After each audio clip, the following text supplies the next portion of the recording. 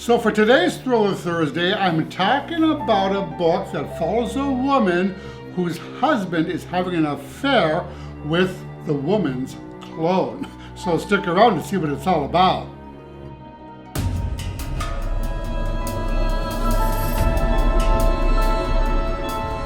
Well, hey friends, Roger here, and welcome to my channel, Roger's Reads. So today we're talking about a book entitled The Echo Wife, written by Sarah Gailey. Now, I've read a couple of other books by this author. There was Magic for Liars, which I really enjoyed, and there was also it was a book about the four witches who killed the guy. When We Were Magic as well, and I enjoyed that. But this one I'd say was probably my favorite book of the lot. Now, I'm not sure if I could really classify this as a thriller exactly. It's kind of a mixture of sci-fi, suspense, and domestic drama. But I thought it might be of interest to thriller and mystery aficionados. So the book asks the question, how far would you go in pursuit of perfection? So our story takes place in the not-so-distant future and follows the brilliant and driven award-winning scientist Evelyn Caldwell, whose work involves clone technology in which she is able to perfectly replicate human beings using their DNA. Now, the use for clones in this story, which I found kind of morally dubious, is to provide body doubles for politicians and celebrities, as well as provide organs for those in need. Now, unbeknownst to Evelyn, her rat of a husband, Nathan, has stolen her research and created a perfect genetic clone of her, of Evelyn, and named it Martine, and is having an affair with the clone.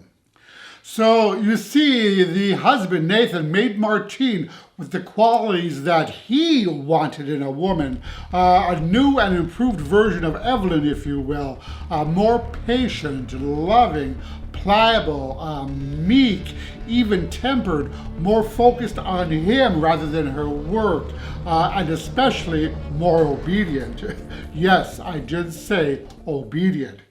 So, snake that he is, he leaves Evelyn, moves in with Martine to live his life with his wife's clone, and subsequently files for divorce.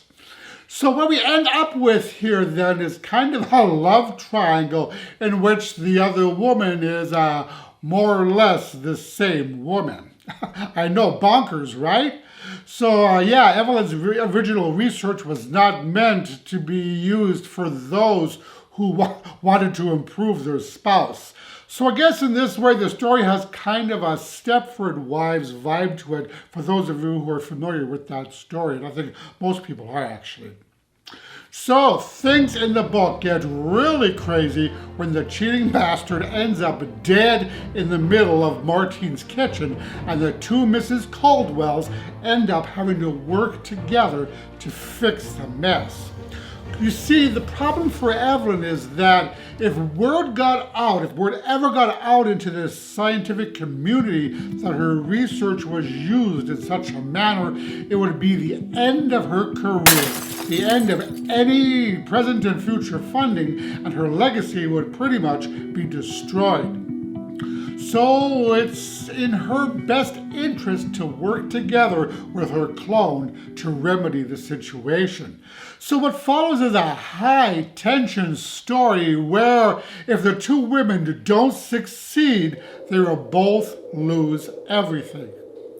There is also the extremely complex and compelling relationship, kind of a dark sisterhood, if you will, that develops between the two women.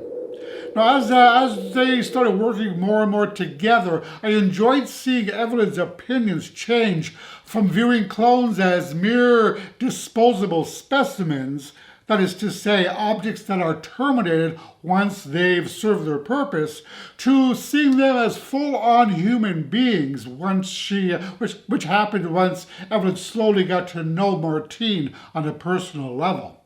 It was also so much fun watching the drama unfold of the murder cover-up. And if disposing of a body wasn't enough, There were also several dark and startling secrets that came to light. Additionally, there was a somewhat disturbing descent into Evelyn's backstory and psyche, which I found absolutely riveting.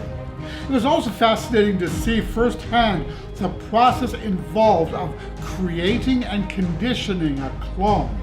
So not only did the book have an addictive storyline, but I also enjoyed the science part of it well. And it wasn't too sciencey, by the way. Everything was pretty much explained in easy to understand terms. But I will say that in regards to the science, you do have to kind of be willing to suspend disbelief because it was kind of far out there in places. But there was also a lot to think about and contemplate in the story, and the book posed numerous compelling questions about identity and cloning in humanity, such as, is a clone human? What makes it human? Does it or should it have any rights? Should you be able to do whatever you want with a clone when you're done with it? Who should be able to decide a clone's fate? Is creating a clone even ethical? How about filling it with false memories or psychologically manipulating it to achieve a particular outcome?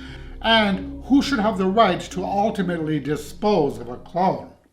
So yeah, a lot of interesting food for thought that the book brought up. And apart from the ethics of clones, there are also many other serious issues that the book addressed, such as, in the case of Nathan, the mistreatment, objectification, and abuse of women and toxic masculinity. There are also themes of societal expectations of women, as well as the idea of breaking cycles of past abuse. There are also plenty of shocking and satisfying plot twists that sucked me in even further. You know, I really loved that I had absolutely no idea where this book was heading, and that was the fun of it. And it also took me to some quite interesting places I didn't expect. So this truly was a wild and fascinating, fast-paced sci-fi thriller that I absolutely loved. So did you like this video? If so, please click the like button below, as that really helps my channel out. And as always, I thank you so much for watching. I really appreciate all of your support, and I'll talk to you all in the next video. That'll do it. Roger and out.